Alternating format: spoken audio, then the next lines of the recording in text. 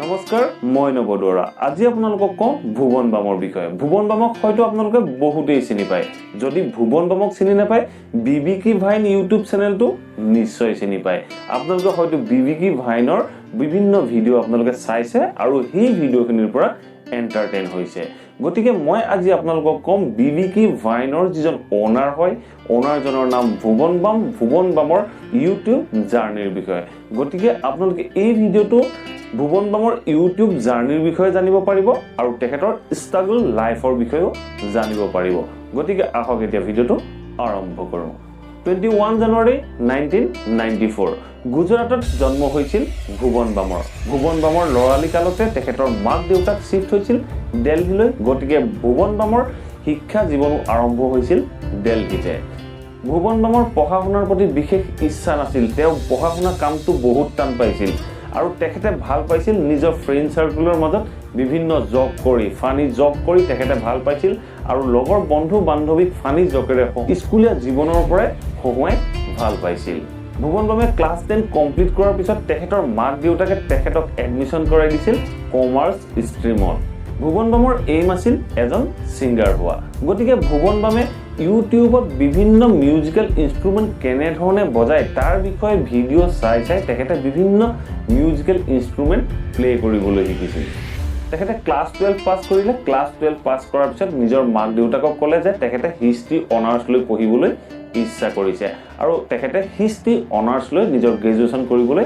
আৰম্ভ কৰিলে তেখেতে যেতিয়া গ্ৰেজুৱেচন কৰি আছিল সেই সময়তে তেখেতে এখন ৰেষ্টুৰেণ্টত এজন মিউজিচিয়ান হিচাপেও কাম কৰিছিল আৰু তেখেতে সেই ৰেষ্টুৰেণ্টখনত মিউজিচিয়ানৰ কাম 2 বছৰলৈকে কৰিছিল তেখেতে যি 2 বছৰ ৰেষ্টুৰেণ্টখনত মিউজিচিয়ান হিচাপে কাম কৰিছিল সেই 2 বছৰ কাম কৰি তেখেতে মিউজিকৰ ওপৰত যথেষ্ট জ্ঞান বা নলেজ ল'ব পাৰিছিল এবাৰ ভুৱন বামে গান এটা ৰেকৰ্ড কৰি তেওঁ তেখেতৰ সোশ্যাল মিডিয়া পেজ এটা আপলোড কৰিছিল আৰু সেই ভিডিওটো বা সেই গানটো অলপ ভাইৰেল হৈ পৰিছিল আৰু গানটো অলপ ভাইৰেল হৈ পৰাৰ লগে লগে সেই গানটো পাইছিল ফক্স ষ্টুডিও হয়তো আপোনালোকে নিশ্চয় চিনি পায় ফক্স ষ্টুডিওয়ে ভুৱন বামৰ গানটো শুনি ভাল পালে আৰু ভুৱন বামক কন্টেক্ট কৰিলে আৰু ভুৱন বামক কন্টেক্ট কৰি ক'লে যে তুমি আমাৰ কাৰণে কেইটামান গান গাব লাগে ভুৱন বামে কেইবাদিনো কষ্ট কৰি কেইটামান গান ৰেডি কৰিছিল ফক্স মিউজিকৰ বাবে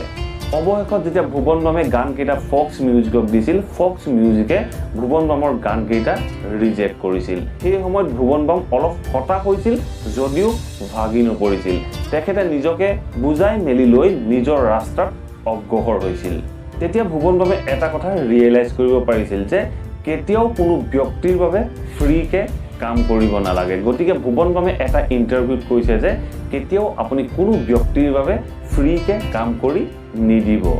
এদিন ভুৱন বামে চিন্তা কৰিলে যে তেখেতে তেখেতৰ মোবাইলৰ পৰা ভিডিও বনাব আৰু ভিডিওখিনি ইউটিউবত আপলোড কৰিব তেখেতে নিজৰ মোবাইলৰ ফ্ৰণ্ট কেমেৰা ইউজ কৰি এটা ফানি ভিডিও ৰেকৰ্ড কৰিলে আৰু ভিডিওটো ইউটিউবত আপলোড দিলে এনে ধৰণে 3 4 5টা ভিডিও আপলোড দিয়াৰ পিছত এদিন এটা ভিডিওত তেখেতে 15টা লাইক দেখিলে সেই 15টা লাইকে তেখেতক এনেকুৱাকৈ উৎসাহিত কৰিলে যে তেখেতে নেক্সট ভিডিও নবনোৱাকৈ থাকিব নোৱাৰা হ'ল আৰু সেই 15টা লাইকে তেখেতৰ জীৱনৰ দিশ সলনি কৰিছিল তেখেতে ৰেগুলাৰ ভিডিও বনাবলৈ আৰম্ভ কৰিলে আৰু ইউটিউবত ভিডিও আপলোড কৰিবলৈ আৰম্ভ কৰিলে সেই 15টা লাইকে তেখেতক ৰেগুলাৰ ভিডিও বনাবলৈ উৎসাহিত কৰিলে আৰু এদিন তেখেতৰ এটা ভিডিও ভাইৰেল হৈ পৰিছিল পাকিস্তানৰ কোনোবা এখন ইউনিভাৰ্চিটি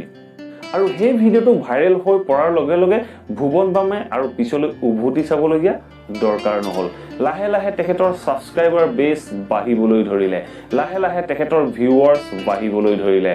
লাহে লাহে তেওঁ ভাৰততো এজন পপুলাৰ ইউটিউবাৰ হৈ পৰিবলৈ ধৰিলে ভাৰতৰ এজন পপুলাৰ ইউটিউবাৰ বুলি ক'লে আমি নাম ল'ব পাৰো ভুৱন বামৰ এজনেই ব্যক্তি 4-5টা ক্যাৰেক্টাৰ প্লে কৰে 2015 চনত তেখেতে ইউটিউব যাত্ৰা আৰম্ভ কৰিছিল আৰু এতিয়া 2020 চনত তেখেতৰ সাবস্ক্ৰাইবাৰ আছে 18 মিলিয়ন মানে 1 crore 80 lakhs আৰু আপোনালোকে হয়তো দেখে তেখেতৰ প্ৰত্যেকটো ভিডিওত 10 মিলিয়ন 15 মিলিয়নলৈকে ভিউ চাই হয়তো কোনো এটা ভিডিওত 20 মিলিয়নৰো এবভ আছে তেখেতে এই সকলোখিনি এচিভ কৰিব পাৰিলে একমাত্ৰ তেওঁৰ একাগ্ৰতা আৰু ধৈৰ্য শক্তিৰ বলত গতিকে ভুৱন বামে এটা ইণ্টাৰভিউত কৈছে যে আপুনি যি কামেই কৰক আপুনি ইউটিউবত কাম কৰক বা আপুনি অন্য ফিল্ডত কাম কৰক আপুনি আপোনাৰ কাম ধৈৰ্য সহকাৰে কৰিব লাগিব গতিকে ভুৱন বামৰ দৰে এজন যুৱক আমাৰ যুৱ সমাজৰ বাবে এজন আদৰ্শ